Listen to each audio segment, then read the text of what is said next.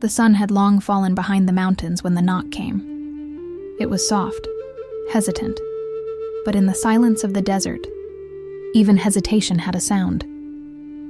Nakai had been sitting alone by the dying fire, the orange glow tracing the scars along his hands. For months, that house had known nothing but silence. No laughter, no singing, no footsteps but his own. His wife's things remained untouched in the corner. Her woven shawl folded the way she left it, her small comb still resting near the mirror. So when the knock came, something in him tightened, half dread, half memory. He rose slowly, every movement deliberate, as if disturbing the air itself might break the illusion that he was still alone. When he opened the door, moonlight spilled across the threshold, and there she stood, Tala. The wind lifted the edges of her shawl, dust clinging to the fabric after what must have been a long journey. Her hair, long and dark like a raven's wing, fell across her shoulders in messy strands. Her eyes, deep brown with the faintest glimmer of gold when the fire caught them, met his, and for a heartbeat, neither spoke. She looked so much like her sister it struck him like a spear to the chest. "Evening," she said finally, her voice trembling slightly. "I didn't mean to come so late." Nakai's hand remained on the door. His knuckles whitened. "You shouldn't have come at all." Tala hesitated, lowering her gaze. "The village? They said it's not safe for a woman to travel alone. I had nowhere else to go." He exhaled, slow and heavy, his breath turning to smoke in the cool night air. He wanted to turn her away. Every part of him wanted to slam the door and return to his solitude. But something, the faint shiver in her voice, the exhaustion on her face, held him still. He stepped aside. "Come in." The fire crackled again when she entered, as though recognizing warmth for the first time in months. She stood near the hearth, rubbing her hands together, while Nakai poured water from a clay jug into a small cup. She took it silently, her eyes scanning the small home, the wooden beams, the furs, the old bow still resting above the doorway. Her sister's presence was everywhere. A woven necklace still hung on the wall, the one she had made before the fever took her. "I see you haven't changed anything," Tala murmured. He looked up sharply. There was no reason to. Her lips parted, then closed again. She wanted to say something, an apology perhaps, but thought better of it. Instead, she sat down near the fire, pulling her knees close. Nakai remained standing, arms crossed over his chest. "Why are you here, Tala?" Her gaze lifted slowly, meeting his. "My father remarried. The new wife. She made it clear I wasn't welcome. Said I reminded him too much of..." She paused, swallowing. "Of her." The air between them thickened. Nakai's jaw tightened. He looked away, pretending to fix a piece of wood near the fire. "Your sister's gone," he said flatly. "Nothing will bring her back." "I know," Tala whispered. "But I couldn't just vanish like she never existed. I came to help, if you'll let me." He turned back to her then, his expression unreadable. "Help?" She nodded. "There's the field, the horses, the roof leaks. You shouldn't be living like this." Nakai almost laughed, a bitter sound, low and cold. "You think you can fix this place, fix me?" Her shoulders stiffened, but she didn't look away. "No, I just thought you shouldn't be alone." That last word hit him harder than he expected. Alone. It echoed in his chest long after she stopped speaking. He finally sat down across from her. The fire between them flickered, casting their faces in soft amber light. She looked tired, yes, but also determined. There was a steadiness in her gaze that reminded him too much of his wife. And yet, beneath it, something was different. Tala's presence didn't ache the same way. It unsettled him, an unfamiliar pull he didn't want to name. After a long silence, he said, "You can stay the night. Tomorrow we'll see." She nodded once, quietly. "Thank you, Nakai." He gave no reply.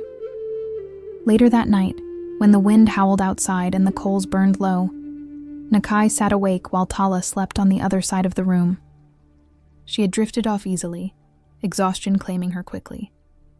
He watched her from where he sat near the door, watched the rise and fall of her chest, the way her hand rested near her face.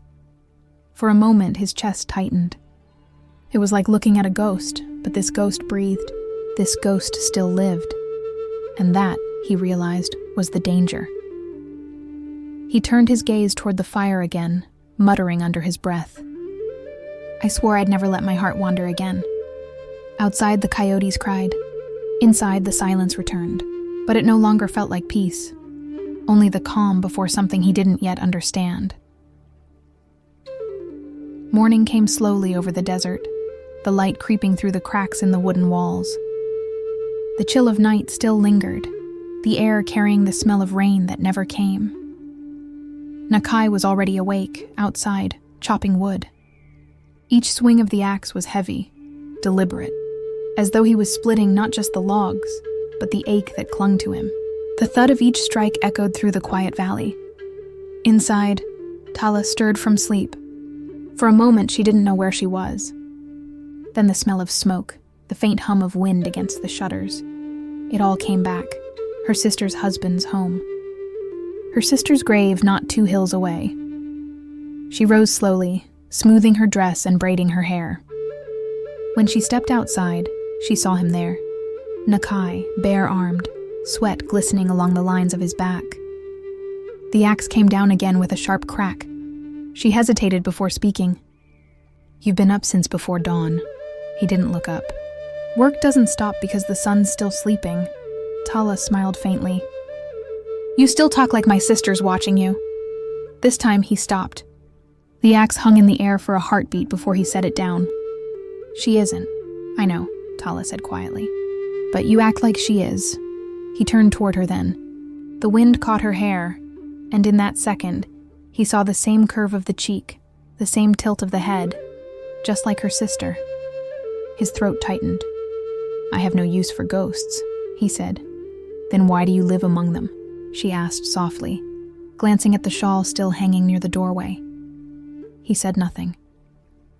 By midday, the silence between them had settled again, but it was no longer cold. Tala helped him carry water from the nearby stream, her feet bare against the sand. She was clumsy with the heavy pail, spilling half of it before reaching the house. Nakai hid a smile. You'll drown the land before you ever water it. She shot him a glare, breathless from the effort. You could have helped. I did, he said dryly. I didn't laugh. That startled a small laugh out of her. It was quick, like sunlight breaking through clouds, and it caught him off guard. For a moment, it didn't sound like her sister's laugh at all. It sounded like hers. They ate quietly that afternoon. She cooked something simple, stew with dried herbs she had brought from her old home. When she handed him a bowl, he noticed the faint tremble in her hands, but not from fear. From effort, from wanting to do something right. He nodded once. Thank you. Her eyes widened slightly, surprised by the small kindness. You're welcome. As dusk fell again, Nakai went to the field behind the house. The sky burned orange and red over the distant ridges. He was mending a fence when he saw her again, this time walking toward the old grave that lay beneath a tall pine. He watched from a distance as she knelt there, brushing dust from the small stones marking the site. She spoke softly, words carried away by the wind. He couldn't hear her, but he didn't need to. When she rose, she turned and saw him watching. He started to turn away, but she called out, You never come here, do you? He stopped, his back still to her. No, why? Because it changes nothing. Tala walked closer, her steps careful. It's not about change. It's about remembering. He turned then, eyes sharp. I remember her every day. I don't need the dirt to remind me. She held his gaze. Then maybe you need to forgive her. Something flickered in his expression. Pain, anger, or maybe both. Forgive her? For dying? For leaving you here, she said softly. For leaving you with half a heart. The silence that followed was heavy, almost unbearable. The air seemed to thicken between them, full of everything neither dared to say. Finally he spoke, voice low and rough. You shouldn't speak like you understand. She met his eyes, steady and unflinching. Maybe not, but I lost her too. That struck something deep in him, something buried. He opened his mouth, but no words came. Instead, he turned away, his voice quiet. "Come back to the house. It'll be dark soon." That night, they didn't speak much. The firelight danced against the walls while the desert wind whispered outside. Tala sat near the flames, her shawl wrapped tight, watching him work with quiet hands, fixing a bowstring, cleaning a blade, always in motion. Finally, she said, "You're afraid to stop moving?" He looked up, frowning. "Why?" "Because when you stop, you feel." He said nothing for a long moment, then gave a faint, bitter smile. "You think you know much for someone who just got here?" "Maybe I don't," she admitted, her voice soft. "But I know grief when I see it." He looked at her for a long time, really looked, and for the first time since she'd arrived, he didn't see just her sister's reflection. He saw her. The lines of her face were gentler, her eyes less sorrowful, her presence warmer. Something stirred in him, quiet and dangerous. He turned back to the fire quickly, as if the thought itself were a sin. "You should sleep," he said. "There's work tomorrow." Tala nodded, though she didn't move. She watched him a moment longer, her gaze lingering on his hands. The same hands that once held her sister. The same hands now gripping the knife as if to keep the world from slipping away. In the dim light, the fire between them burned low, but its glow stayed. And though neither spoke it aloud, both of them knew something had begun. The air had begun to change. Nights were cooler, the stars brighter, and the wind that swept through the valley carried whispers of approaching storms. Tala had been in Nakai's home for 3 weeks now. What had first been awkward silence between them had grown into something else, an unspoken rhythm. She rose before dawn, cooked, fetched water, tended the horses. He worked the fields, fixed the fences, and spoke only when needed. Yet in those few words, a strange familiarity had begun to bloom, but neither acknowledged it. That evening, dark clouds gathered over the hills. Nakai was out repairing the fence before the storm broke, when he saw Tala near the stream, washing clothes. Her shawl was laid aside, her sleeves rolled up, hair loose and tangled from the wind. He told himself not to look, not to notice, but he did. The way her fingers moved through the water reminded him of her sister's hands, soft, patient, always creating, never destroying.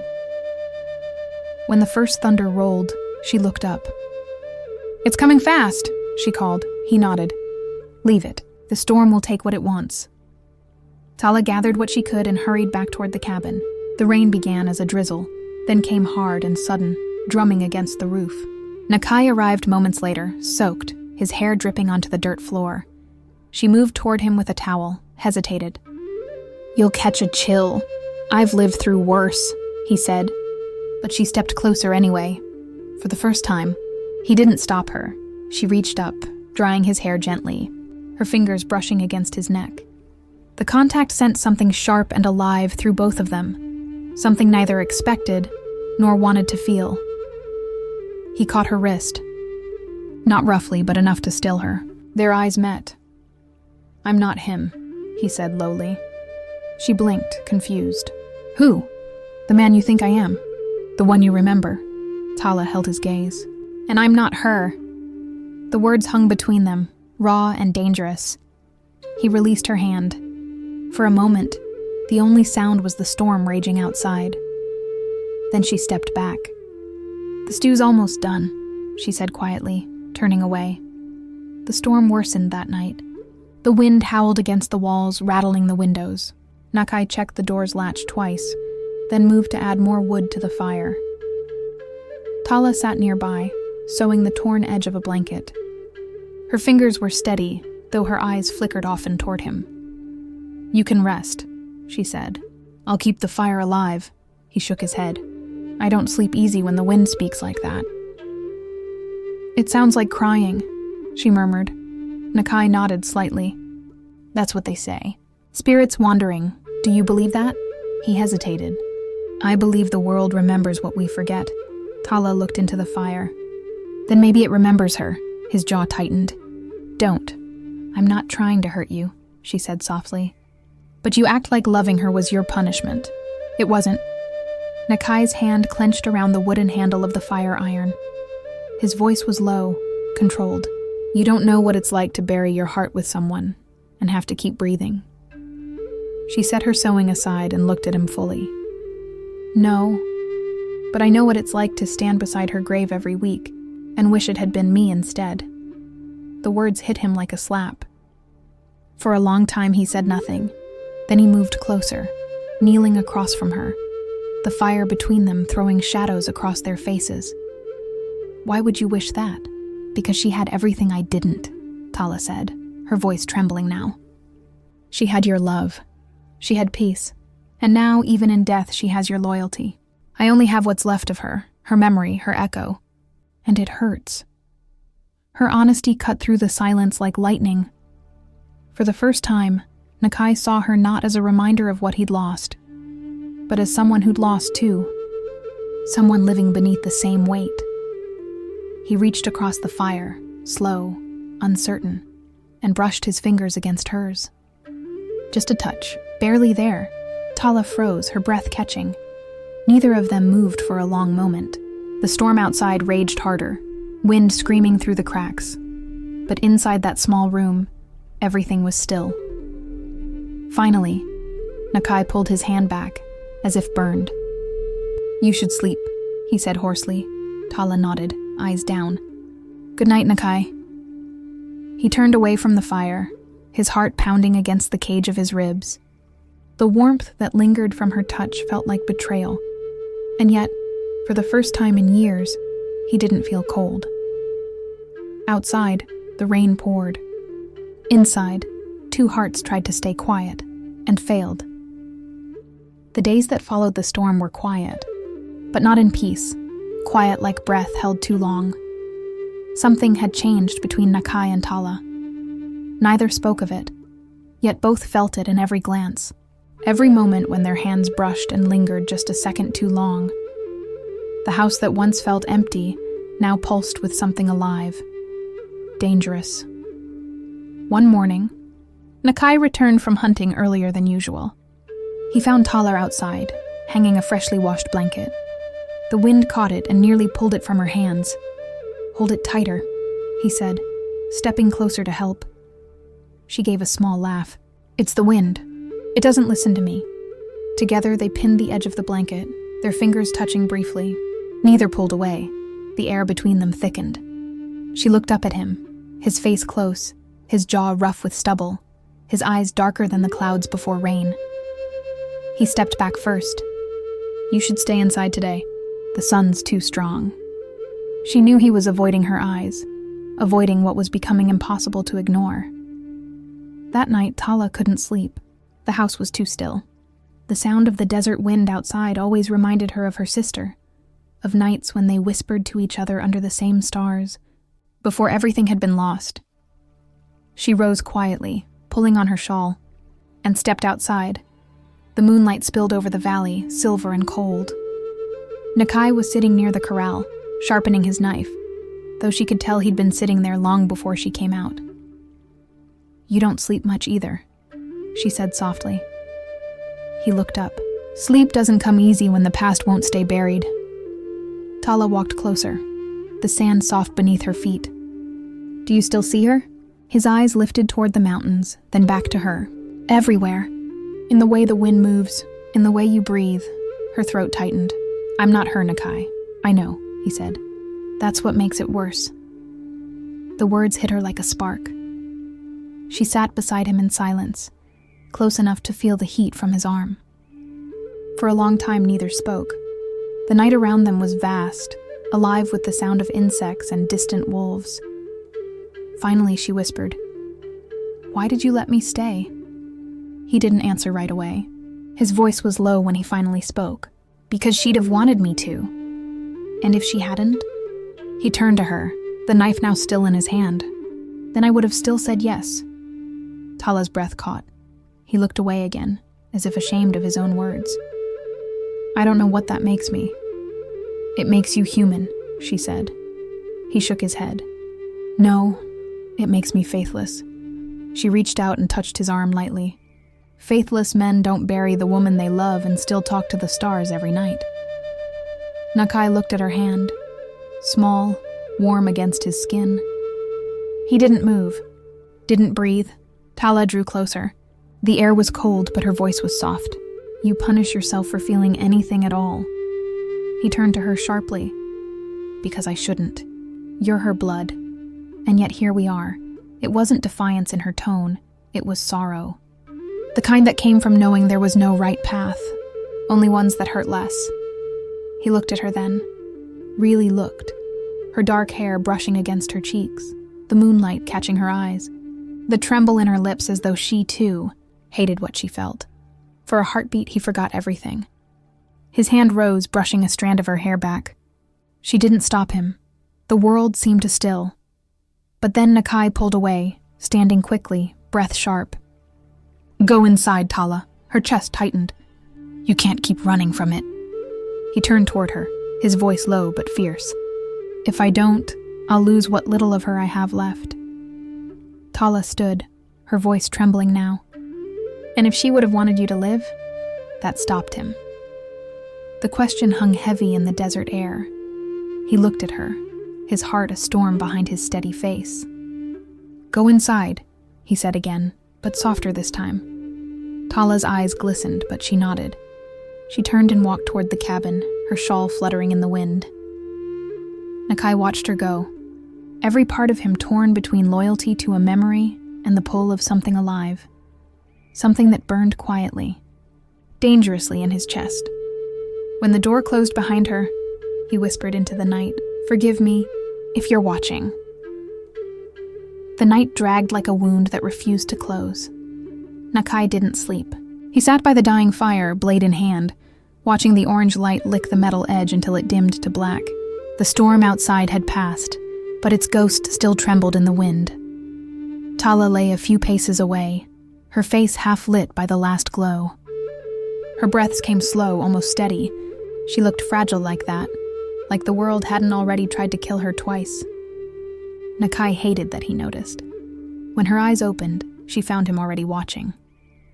Neither spoke. The silence between them had weight now, thick, uneasy, threaded with something neither wanted to name. She sat up, pulling the fur tighter around her shoulders. You didn't sleep. I don't sleep when strangers lie under my roof, he said. Her jaw clenched, but her voice stayed calm. And yet you let me. I didn't say I trusted you. Tala's lips curved slightly, not in mockery, but in understanding. Trust isn't something you give easily, is it? He looked away, his fingers tightening on the hilt. Not anymore. There was something in the way he said it, a flicker of grief too raw to be concealed. She wanted to ask who had broken that trust, but she already knew it would be met with silence or steel. The fire cracked softly. Tala rose and crossed to where his cloak hung by the doorway. She picked it up, brushed off the dust, and handed it to him. The storm took your trail, she said quietly. If you plan to find whoever you're hunting, you'll have to move before the next rain. Nakai's eyes lifted to her. You listen too much, and you speak too little. That almost drew a smile from him. Almost. He took the cloak, his fingers brushing hers for the briefest moment. It shouldn't have meant anything, but it did. It was warmth in a place built from cold things. Then a sound cut through the quiet, a distant horn, sharp and urgent, echoing through the valley. Nakai's body tensed instantly. He knew that call. He'd heard it years ago, before his tribe burned and his brothers died under moonlight. He grabbed his sword, eyes narrowing toward the woods. Tala's voice broke through. Who is it? Hunters. For me? He didn't answer, but the look he gave her was enough. She stepped closer, panic flickering through her calm mask. If you hand me over, they'll kill me. And if I don't, they'll kill us both. Then let them. Her defiance startled him. He turned to face her fully now, stormlight in his eyes. You have no idea what you're asking. I'm not asking, she said. You saved me once. Don't make it mean nothing. The horn sounded again, closer this time. He stared at her for a long, unbroken moment. The rain began again, soft and cold. Then Nakai swore under his breath, grabbed his bow, and threw her a dark cloak. "Stay behind me. Don't speak. Don't fall." Tala caught the cloak, and for the first time since she'd met him, she saw something in Nakai that wasn't anger or suspicion. It was fear, not of the hunters, but of what he might do to keep her alive. The first arrow split the air before the echo of the horn had even faded. Nakai shoved Tala down as it hissed through the doorway, embedding deep into the post beside her head. She gasped, but didn't scream. "Move," he ordered. He kicked the door open and disappeared into the rain, bow already drawn. The night was alive with motion. Shadows shifting between trees, horses snorting somewhere beyond the ridge. The world outside his home had turned into a hunter's trap. Tala followed, stumbling into the mud, clutching the edge of her cloak. Cold rain slapped her face. Her heartbeat roared louder than the thunder. Nakai fired an arrow without hesitation. A distant cry answered, then silence. He turned back to her, his hair plastered to his face, eyes wild. "Stay behind me. Don't run unless I tell you." She nodded, too breathless to argue. They moved through the woods, swift and low. Nakai knew every path, every hollow route and hiding place. Tala did not. She slipped once, caught herself on a wet branch, and bit back a sound when her ankle twisted. He noticed instantly, came back for her, and lifted her without a word. She protested, "I can walk," but his grip only tightened. "Then walk faster next time," he muttered. Lightning cracked above them, bright enough to burn the forest into white for an instant.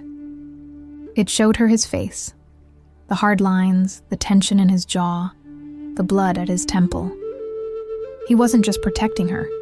He was fighting ghosts that had long hunted him. By the time they reached the ridge, Tala's breaths were shallow, her arms trembling from clutching him. Nakai set her down behind a boulder and scanned the valley below. A campfire burned in the distance. 3 riders, maybe 4. They'll search until dawn, he said. "Who are they?" "Men who once rode with my brother," Nakai answered darkly. "They've turned into something worse since the wars ended. They take what they want now, women, land, blood." Tala's voice shook. "Then why chase me?" He didn't look at her when he spoke. "Because you carry something they think belongs to them." Her eyes widened. "What?" He finally turned, meeting her gaze, and for the first time she saw pity there. "Your sister's child," Tala froze. "That's not possible." "I saw the way you protect your belly," he said softly. "You thought I wouldn't notice? She must have told you to run before they came for you, before they burned her home." The rain muted everything after that. Tala's voice came out thin. "You think I would lie about something like that?" "No," Nakai said. "I think you're the only one who didn't know they were after the child, not you." He stepped closer, lowering his weapon. The rain softened to a mist now, falling like breath between them. "Listen to me, Tala. If they catch us, they won't ask questions. They'll take you, and they'll kill me. But if we reach the cliffs before dawn..." "We?" Nakai hesitated.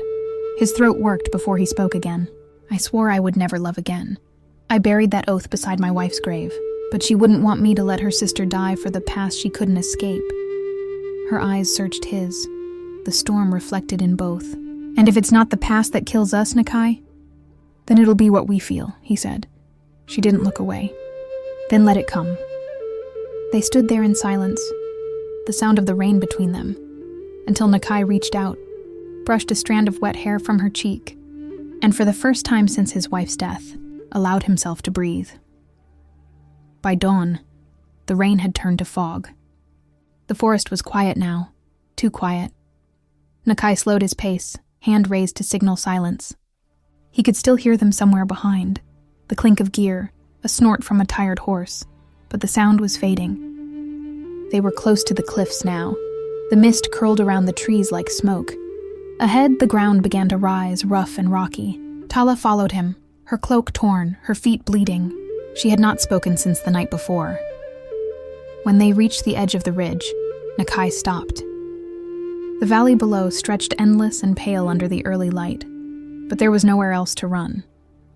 Beyond this point, The earth dropped to a river that carved through stone like a blade. Tala stepped beside him. "So this is where it ends?" He looked at her, his face unreadable. "It doesn't have to." He scanned the horizon, then the path they'd taken. "There's a cave down there," he said, "hidden under the rock face. We could wait until they pass." She nodded, then winced and sank to her knees. Nakai moved toward her instantly. Her hand pressed against her side. Blood seeped through the fabric. "When?" he demanded. She tried to smile. "Back at the river. I thought it was just mud." He tore his cloak and pressed it against the wound. "You should have told me." "And slow you down?" she breathed. "You'd have left me behind." "I would never." Her eyes lifted to him, glassy with pain but calm. "You would, because you're still trying to keep promises to ghosts." He froze. "You loved my sister," she said softly. "I know that, and I don't want her shadow between us anymore. If you keep carrying it, you'll never see what's right in front of you." "Tala..." She reached up, fingers trembling as they brushed his jaw. "She's gone, Nakai. But I'm still here." The world around them blurred into mist and wind. The sound of distant hoofbeats came again, closer this time, but neither of them moved. Nakai caught her wrist gently, lowering it, then pulled her into him. For a moment, it was like breathing again after being buried too long. His hand cupped the back of her head, her forehead pressed against his chest. "I swore I'd never love again," he whispered. "Then break your oath."